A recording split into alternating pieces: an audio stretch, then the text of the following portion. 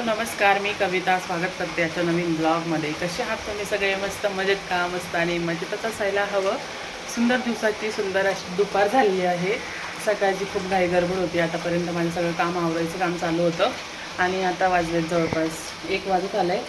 आणि आता मी ना मस्त हे बनवते, साबुदाणा वडे बनवते. मला उपवास आहे आज सोमवारचा आणि ना साबुदाणा खिचडी खाऊन येणं कंटाळा येतो, म्हणून म्हटलं आज थोडंसं काहीतरी वेगळं बनवू. बाहेर मस्त पावसाचं वातावरण होतं, म्हटलं चला म्हणजे पाऊस आलेलाच आहे. मला दाखवलंच मी, पाऊस मस्त पडतोय तर छान वाटते. आणि खूप दिवसाची प्रतीक्षा होती की पाऊस कधी येईल, कारण की एवढी सगळी गरमी चालू होती ना. आता पाऊस फायनली पुण्यामध्ये आगमन झालेले आहे. खूप छान वाटतं आहे. पावसाचे दिवस आहे आणि पावसाच्या दिवसात पाऊस नाही म्हटलं ना खूप असं भयंकर वाटत होतं. पण आता पाऊस पडतोय ना तर खूप छान वाटते आणि एकदम मातीचा सुगंध पण सुटला आहे. आम्ही गावाकडे होतो ना तर आम्ही लहानपणी असंच करायचो, पावसामध्ये भिजायला जायचो. पहिला पाऊस म्हटलं ना, पहिले पावसात भिजायला जायचो आणि जो सुगंध आहे ना मातीचा पहिल्या पावसाचा वेगळाच असतो. खूप छान असा सुगंध सुटला आहे. आणि माझे चारे इकडं वडे तळती आहे आणि प्रांजल गेली आहे स्कूलला. प्रांजलचं आणि प्रांजलचं पप्पांचं आवरून दिलं आणि प्रांजलचे पप्पा आहे ना आज तिला शॉपमध्येच घेऊन गेले. बोलले की मी घेऊन जातो तिला, मला परत अर्धा 1 तासाने म्हणजे दुकानामधली देवपूजा वगैरे आवरून मला लगेच परत तिला घ्यायला यावं लागतं. तसं न करता मी आता तिला घेऊन जातो आणि तिकडून तिकडंच मी तिला स्कूलला सोडतो. म्हटलं ठीक आहे घेऊन जा. मग माझं काम वगैरे आवरलं. म्हटलं चला आता मस्त आहे ना खिचडी बनवू. पण वातावरण असं होतं काहीतरी असं खावं वाटत होतं वेगळं नाही का, तर म्हटलं खिचडी नाही बनवतो, मस्त साबुदाणा वडे बनवते. प्रांजलला पण खूप आवडतात, तिच्यासाठी पण मी ना ठेवते 2-1 वडे, तिला आवडतात. आज दही नाही आहे, नाही तर दह्यासोबत तिला खूप आवडतात. तर चला मस्त पावसाचं वातावरण आहे. आता मी मस्त साबुदाणा वडे 2च फ्राय केले, तिच्यासाठी 2 ठेवले. तर मग आता बघा मस्त आता खिचडी म्हणजे उपवासाचं हे खाऊन घेते आणि तुम्हाला मी परत भेटते. त्यानंतर मी डायरेक्ट भाजी मंडईमध्ये गेले आणि आता भाजी वगैरे सगळं घेऊन आलेली आहे. 8 दिवस झाले होते, भाजी वगैरे काही आणलं नव्हतं. मार्केटमधलं काही शूटिंग वगैरे काढलं नाही, कारण की बाहेर पावसाचं वातावरण पण खूप होतं आणि गर्दी पण होती. त्यामुळे म्हटलं चला मस्त घरी गेल्यावरच आपण शूट करूया. मस्त अशी भाजी वगैरे आणली, पालकाची भाजी आणली आहे, त्यानंतर कोथिंबीर आणली आहे, टॉमॅटो आणलेले आहे. सध्या भाज्यांचं रेट खूपच वाढलेले आहे, तर आता हे टॉमॅटो वगैरे आणलेले आहेत. त्यानंतर भरपूर अशा सगळ्या भाज्या वगैरे आणलेल्या आहेत, जेणेकरून 8 दिवस जातात. काही कडधान्य, काही भाज्या असं मिळून ना 8 दिवस टिकतं. मग तर नंतर भेंडी वगैरे पण आणलेली आहे. मस्त अशी भेंडी होती कोवळी कोवळी. दही भेंडी वगैरे करायची म्हटलं किंवा मसाला भेंडी वगैरे करायची म्हटलं ना, छान अशी कोवळी कोवळी भेंडी ना छान लागते. मस्त अशी भेंडी आणली होती. काही रियाची होती, काही माझी होती. 1 किलो तिची होती, अर्धा किलो तिची होती, अर्धा किलो माझी होती. त्याच्यानंतर मस्त अशी वांगी पण आणली होती. वांगी पण एवढे भारी होते ना, फ्रेश होते. त्याच्यामुळे ना मी डायरेक्ट अर्धा किलो वांगी घेतली. म्हटले ना अर्धा किलोमध्ये मग 2 भाज्या होतात सहज. तर मग असे अर्धा किलो आहे ना छोटे छोटे असे बघून आहे ना वांगी आणली, काटेरी वांगी. तर हे वांगी ना खायला खूप छान लागतात. भरलेली वांगी केली ना तर खूपच टेस्टी लागतात. त्यामुळे वांगी आम्हाला खूप आवडते. त्याच्यानंतर कारले पण आणले होते. आणि हे सगळं आता मी ना जे भाज्या वगैरे आणलेल्या आहे त्या पहिले साईडला काढून घेते. त्याच्यानंतर मग मला या सगळ्या फ्रीजमध्ये ठेवायचे आहे. त्यानंतर मस्त असा फ्लावर पण आणला होता. फ्लावर तर 40 रुपयाचा अर्धा किलो होता, त्यामुळे अर्धा किलोच घेतला होता. आणि छोटी छोटी कारली आणली होती. ही कारली ना मसाला भरून कारली बनवली ना तर खूप छान टेस्टी लागते. त्याच्यानंतर ना 2 किलो बटाटे पण आणले होते. बटाटे पण 50 रुपयाला 2 किलो भेटले होते. म्हटले हे सगळं आता जे आहे ना ते व्यवस्थित सगळा भाजीपाला वगैरे ठेवून द्यावं. त्यानंतर संध्याकाळची स्वयंपाकाची तयारी वगैरे पण करायची होती. आणि थोडेसे फ्रूट्स वगैरे पण आणले होते. प्रांजलचं स्कूल पण चालू झालेलं आहे आणि म्हटलं तिला थोडेसे फ्रूट्स वगैरे पण लागतात खायला. त्याच्यानंतर शेवगा पण आणला होता, पावशेर आणला होता शेवगा पण छान भेटला होता. 30 रुपयाला पावशेर भेटला होता, 50ला अर्धा किलो होता. तर आता जी सगळं भाजी वगैरे आणलेली आहे ते सगळं आता आहे ना मी व्यवस्थित आता हे ठेवून देते. आणि प्रांजलची मधी ना मिरव चालू होती, हे पाहिजे ते पाहिजे.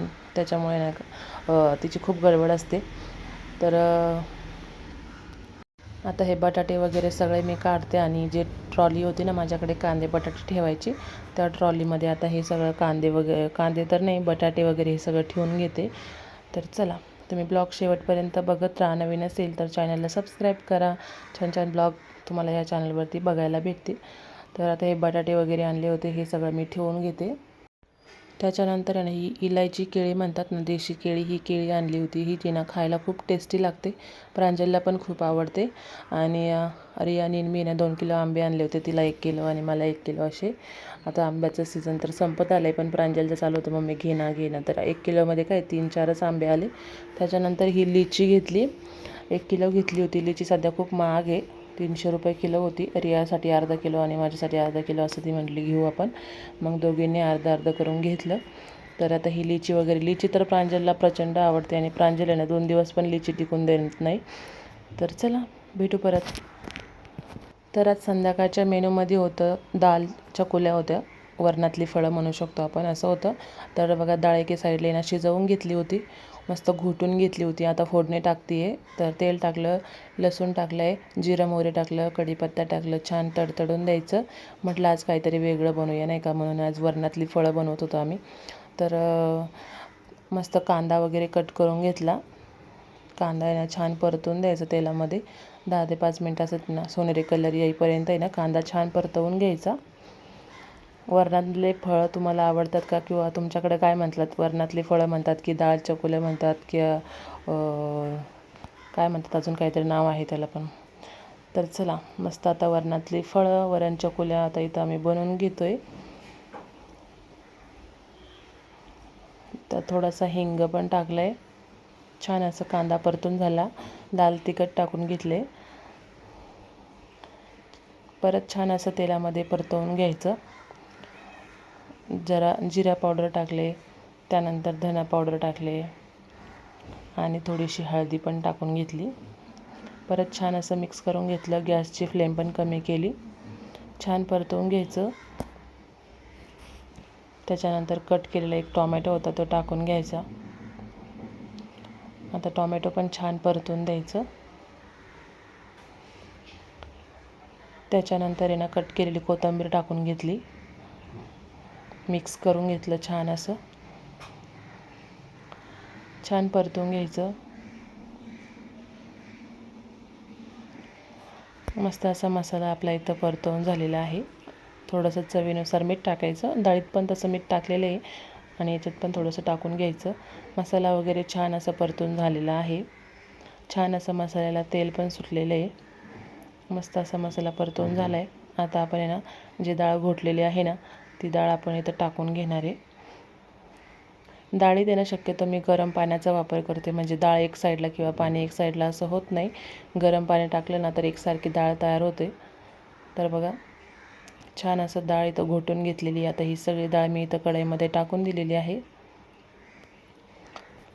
छान मिक्स करून घ्यायचं आणि अजून थोडंसं पाणी ॲड करायचं, कारण की आपल्याला ना चपातीचे ते चकुले असतात ते बनवून टाकायचे असं त्या चपातीनं कट करून, त्यामुळे थोडंसं पातळच पाहिजे.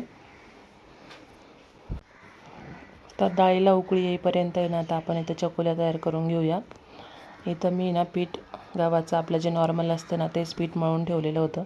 याच्यामध्ये तुम्हाला आवडत असेल तर ओवा वगैरे टाकतात, थोडंसं तेल वगैरे टाकून हे पीठ मळून घ्यायचं असतं. मी याच्यात काही ओवा वगैरे टाकलेला नाही आहे, फक्त आपलं नॉर्मल चपातीचं पीठ जसं असतं ना तसंच मळून घेतलेलं आहे. तर आता आपण या चपाती एक लाटून घेणार आहोत. पांढरं पीठ नाही लावायचं, थोडंसं तेलाचा हात लावायचा. बघा थोडंसं पातळ झालं आहे माझ्याकडून पीठ. थोडंसं ना चपाती जी आहे ना ती आपल्याला आहे ना जास्त पातळ पण नाही करायची आणि जास्त जाड पण नाही करायची, कारण की ना उकळीमध्ये ना चपातीची साईज थोडीशी वाढते शिजल्यानंतर. आणि दादासाठी 2 चपात्या पण करायच्या होत्या, त्याच्यामुळे ना मी त्या चपातीच्या पिठामध्ये ना ओवा टाकलेला नाही आहे. तुम्हाला आवडत असेल तर तुम्ही ओवा टाकून घेऊ शकता. तर बघा इथं छान अशी चपाती आता मी लाटून घेतली आहे. आता असं सुरीच्या साहाय्याने ना कट करून घ्यायचं. तुम्हाला हव्या त्या आकारामध्ये कट करायचं, तुम्हाला जसं आवडेल तसं नाही का. आणि ही चपाती कट झाल्यानंतर आहे ना डाळीमध्ये सोडून द्यायची. बघा शंकरपाळी जे असतात ना तशा साईजमध्ये हे तशा आकारामध्ये हे मी चपाती कट करून घेतली आहे. आता एक एक एक एक करून असं आहे ना डाळीमध्ये सोडायची. डाळीला पण छान उकळी आलेली आहे. मध्ये मध्ये ढवळत राहायचं, म्हणजे चपातीला एकाला एक चिटकत नाही. मग बघा इथं सगळे चपाती वगैरे जे आहे ना मी ती डाळीमध्ये सोडलेली आहे कट करून.